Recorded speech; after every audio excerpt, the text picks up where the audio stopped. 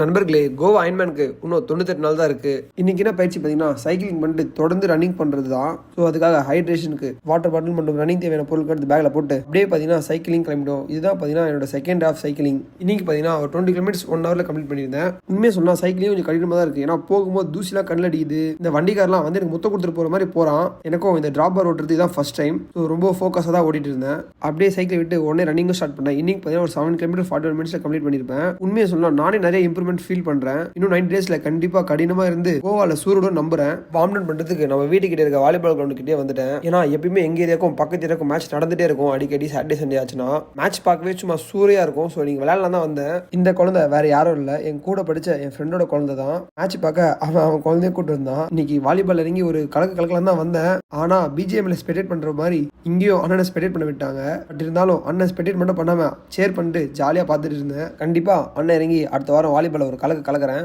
நம்ம ரூம்ல ஸ்லாப் வேற கொடூரமா இருக்கு. கிளீன் பண்ண டைமும் இல்லை. ஸோ சீக்கிரமா இதை கிளீன் பண்ணணும். அப்புறம் சாப்பிட்டு மீன் போட்டு போய் தூங்கிட்டேன். கடந்த 2 நாளா வெறும் 5 hours தான் தூங்குறேன். இன்னைக்கு தான் பகல தூங்க கொஞ்சம் டைம் கிடைச்சிருக்கு. அப்புறம் ஒரு 1 மணி நேரம் தூங்கி எழும்பி மதியான உணவுக்கு பிரியாணி சாப்பிடலான்னு தோணுச்சு. ஸோ பிரியாணி கடைக்கு சூடாக போய் பிரியாணியும் பக்கோடா வாங்கிட்டு வந்தேன். சாப்பிடும் போது வேற சேனல் வைக்க சொன்னா எங்க அம்மா வைக்கவே மாட்டாங்க. எப்பயுமே நாடகம் தான். இன்னும் அந்த நாடகம் கான்செப்ட் மட்டும் மாறவே மாட்டுது. ஒன்னு மாமியார் மருமகள் சண்டை, எப்படி திருடலாம், எப்படி கொள்ளையடிக்கலாம், இதுதான் நாடகமா போயிட்டே இருக்கு. இன்னமும் பார்த்தீங்கன்னா அந்த சேனல் கொஞ்சம் மாத்துங்க.